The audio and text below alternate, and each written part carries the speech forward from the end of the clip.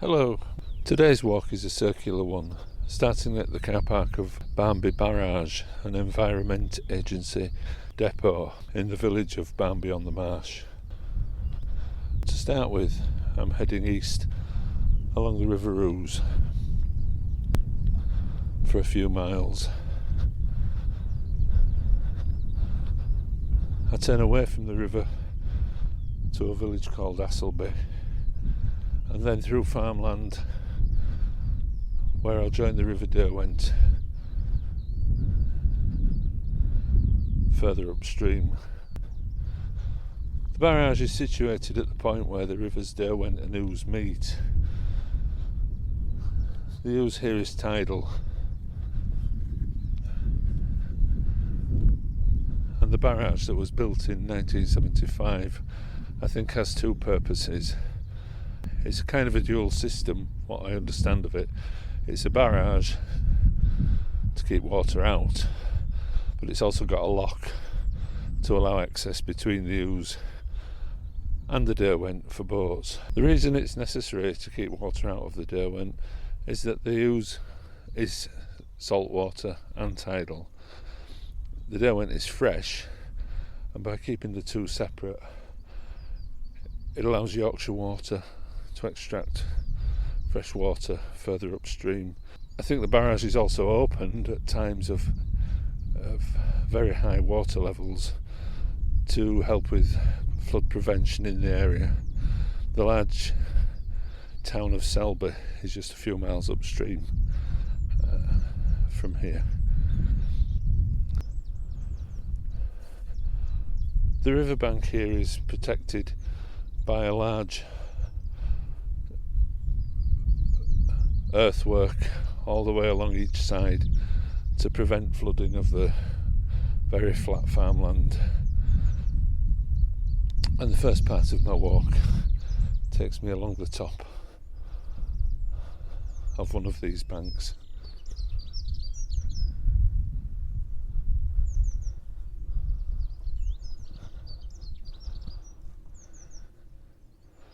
It's a glorious morning, 14-15 degrees already, blue skies, the sun shining, and spring really is happening all around us. I can't really see the riverbank as there are hawthorn and willow all along the edge, and they are now very quickly coming into leaf. Hundreds of thousands of little yellow catkins on the willow tree. This is a very rural area, never more than a few dozen feet above sea level. And from the banking, you get a great view of the surrounding villages and fields. Shortly after leaving Barmby on the Marsh, we reach the large stone and brick buttress end of a railway banking that comes along the flat landscape. And looking through the trees at the other side of the river are some wooden pilings in the mud. I believe this was the Hull to Barnsley railway, not too sure about the Barnsley part. The bridge has clearly been dismantled, and I think the railway was closed in the 50s or 60s. But this is an impressive structure, 2 or 3 metres high, 10 metres wide, that would have taken the railway line high above the riverbank. It's so nice to be out on a morning like this after months of winter, dark and cold days, to see all the blossom and butterflies and bees. It's a real pleasure. As I move further away from Barmby on the Marsh, the riverbank clears of the undergrowth and trees, and I can see that the tide is properly out. The river about half its normal width, with a large expanse of mud on the opposite bank.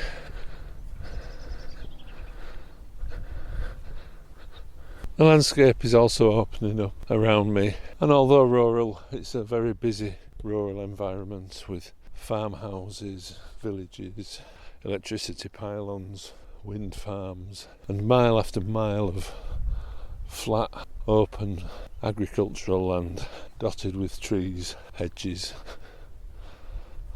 This once was a very busy network of industry.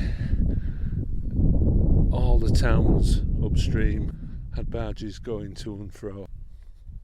And it's still possible to get from here to the North Sea in one direction, and from here to Liverpool docks in the other direction.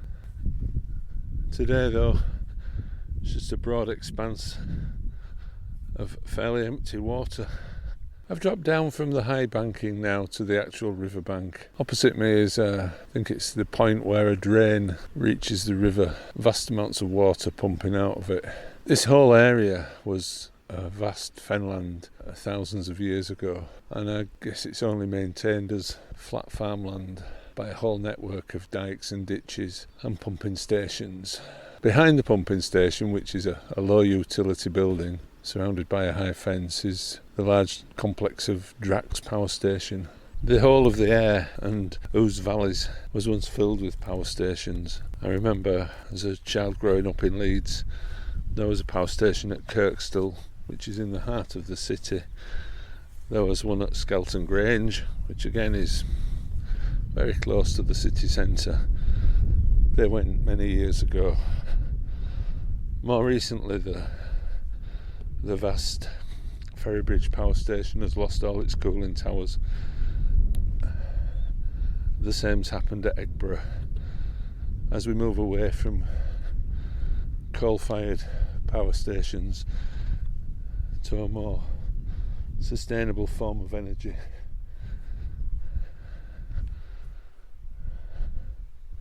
Surely it can't be long before our island nation is self-sufficient in energy.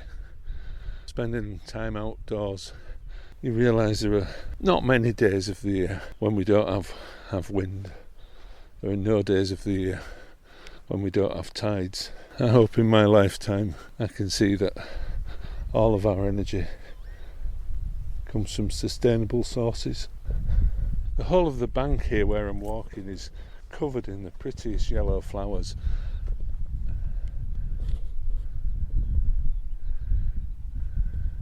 It is, I believe, a lesser celandine. It's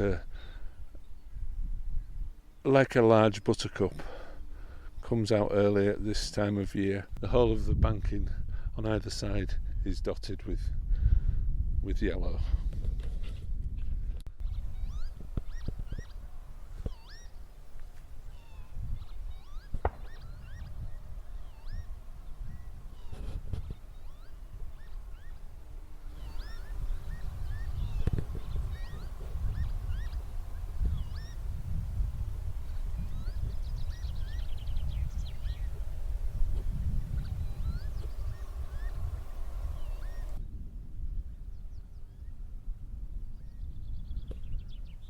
The river at this point is going round a large bend,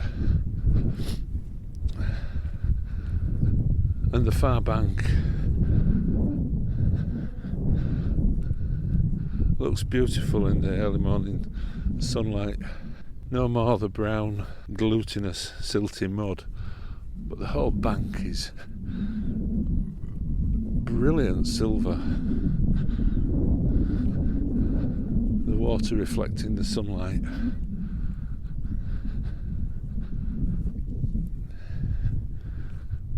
It does look delightful.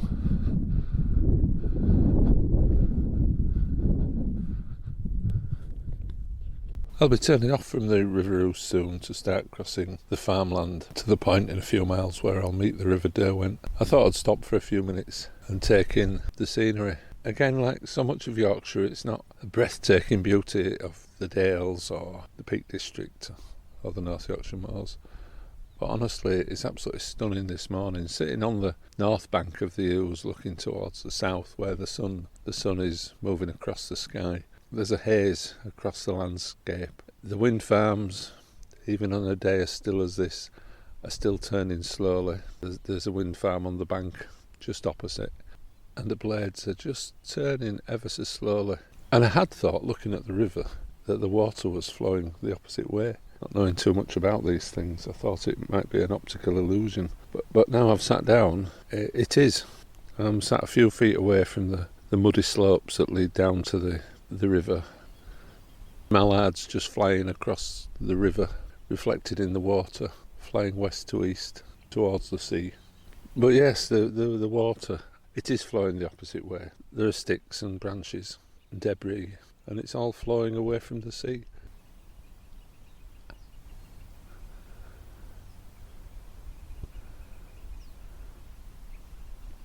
I'm guessing the tide's coming in, and this is what happens. It's fascinating. I did see a kayaker a few minutes ago, and he was going a fair old lick towards Selby. That explains it now. The sea, by the way, is about 50 miles, almost 60 miles east of here.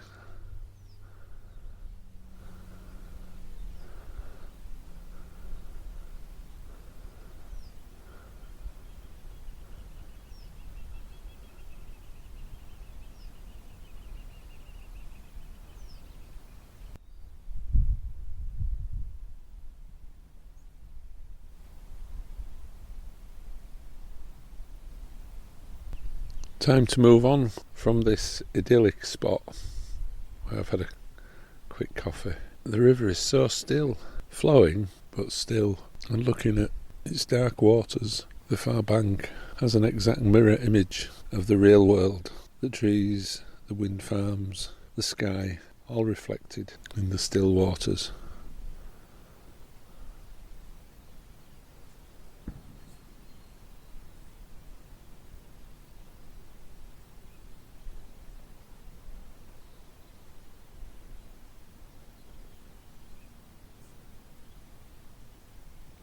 Time to go a little bit further as it's beginning to get very warm.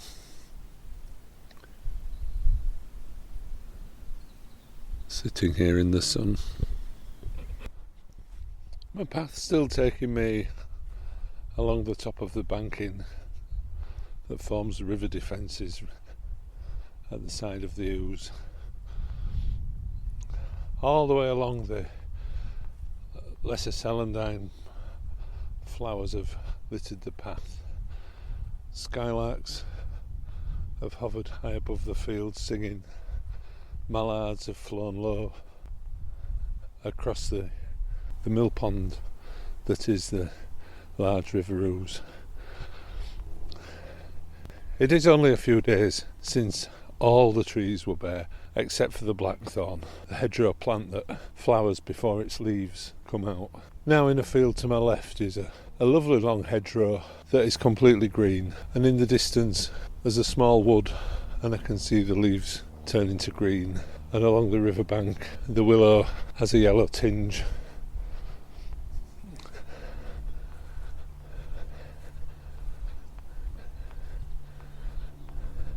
It's only in the last 10 years that I've begun to appreciate the changing seasons, not as something that happens every 3 months, but as something that happens day by day, hour by hour.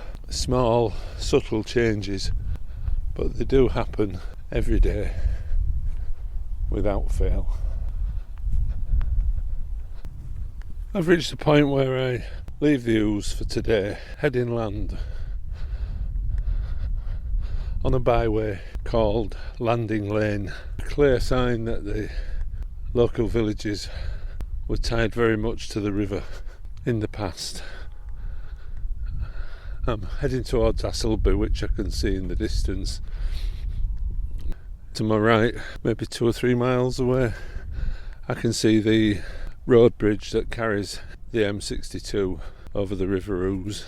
If anybody doesn't know it, it's a vast structure, a 6-lane highway going high above the river. I can see the trucks and cars moving along the top of the bridge as if in slow motion, and can just about make out the thunderous roar of the traffic. As I approach the village, I'm walking past a paddock with horses in, cherry blossom trees around the edge.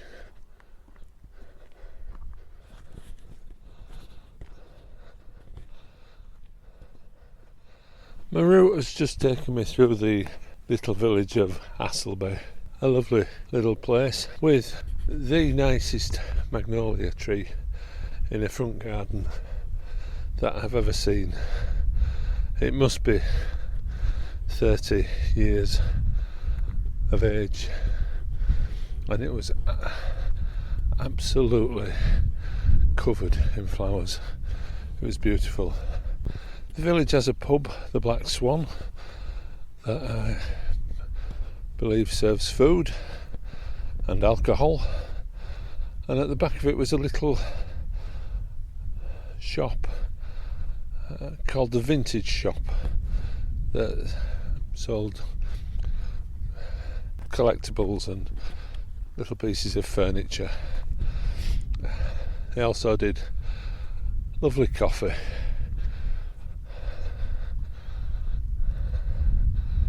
And a nice biscuit to go with it. It was only when I'd been sat in the sun for 10 minutes in the beer garden at the back of the pub that I realised it was after 1.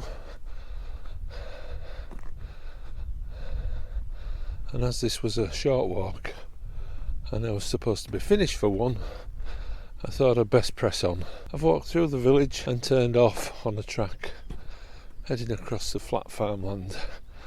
The track's called Marsh Lane, which again, the names of places give you an indication as to what was there previously. Just before turning off onto the lane is a large concrete post about 3 metres high and at first it's not clear what it is.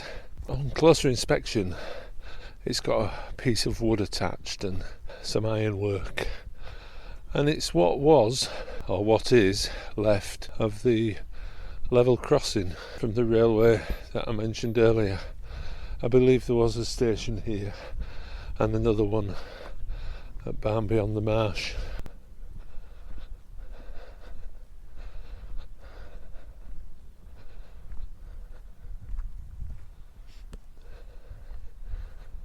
Along the side of the lane the wildflowers are starting to come out.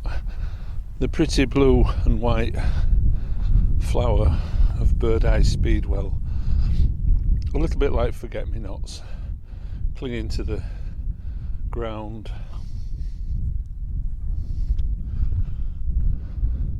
Alongside it are bunches of purple dead nettle.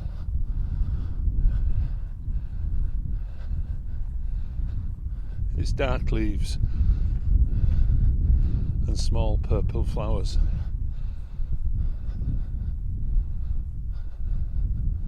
A perfect match for its prettier neighbour.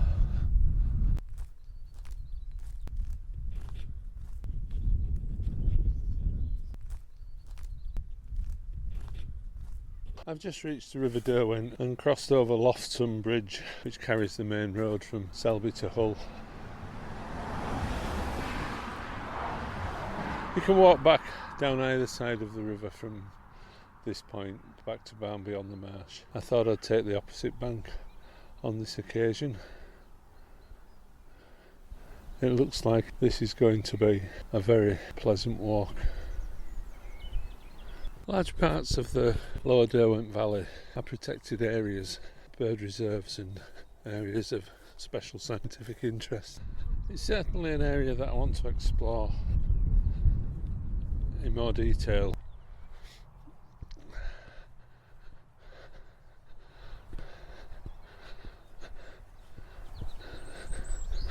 The road hugs the path for a little way, but thankfully is getting further behind with every step that I take. On the left, in the distance now, is the Yorkshire water treatment plant. I can see a very secure metal cage at the side of the river, which I'm guessing may be the place where the river water is extracted. There are geese and swans along this stretch, both in the river and on the banking. The sun now is directly in front of me and glistening on the water with swans swimming. It is beautiful. It's like the high summer, except the hedgerows and the trees tell you that we're just coming out of winter.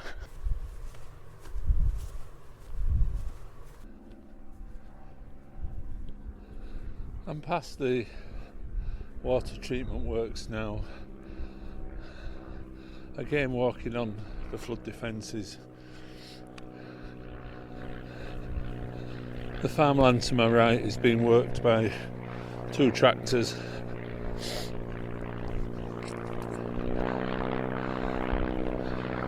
Who are being followed by a host of crows. On the far bank now,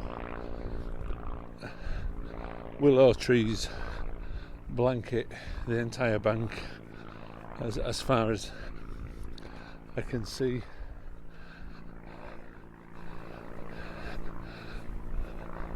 Coming all the way down to the water's edge.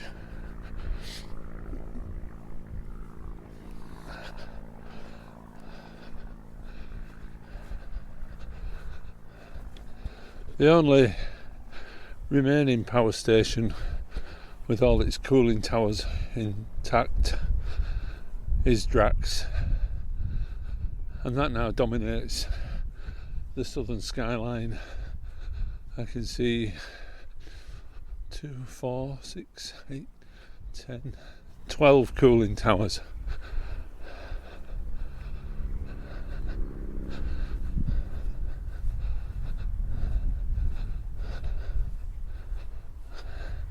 And the river here runs straight as it makes its way to its confluence with the Ouse.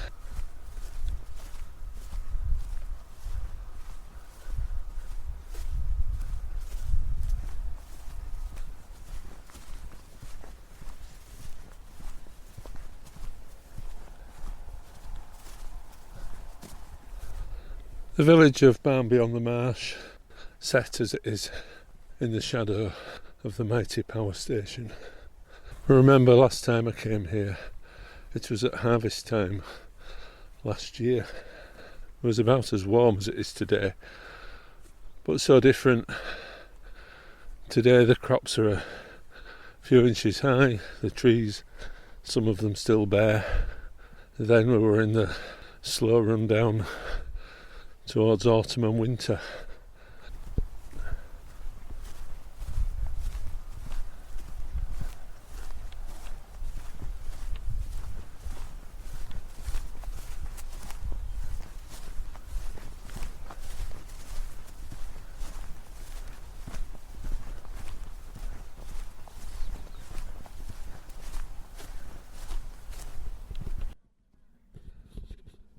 I'm now alongside Barmby on the Marsh, on the opposite bank. There's a path on my right which takes you to Hemmingborough in the distance with its tall, narrow church spire. That path will have to be for another day as I'm closing in now on the end of my walk. Back in the grounds of the barrage now. On the far bank is a pontoon, and on my bank is a big sign. I think it used to be in red, but it's so old now it's faded. Danger, all boats must stop at pontoon and report to lockkeeper before proceeding to the lock. The grounds here are lovely, and you can go around them. There's meadows and trees. It's not very big, but be a really pleasant place to come for a picnic. All the way along the river I've been hoping I may see a small sandy beach where I could cast myself adrift for a little swim. This may become a feature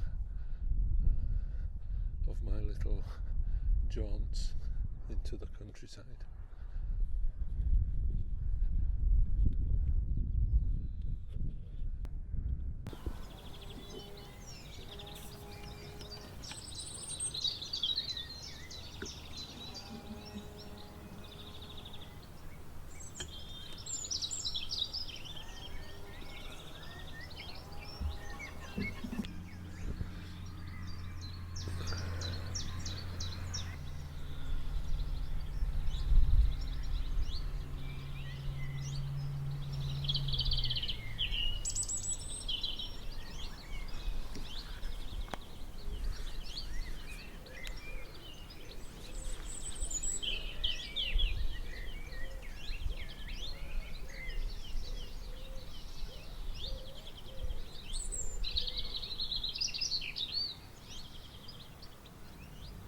now finished my walk and I'm back at Barmby on the Marsh, sitting in the little garden that's attached to the Environment Agency site.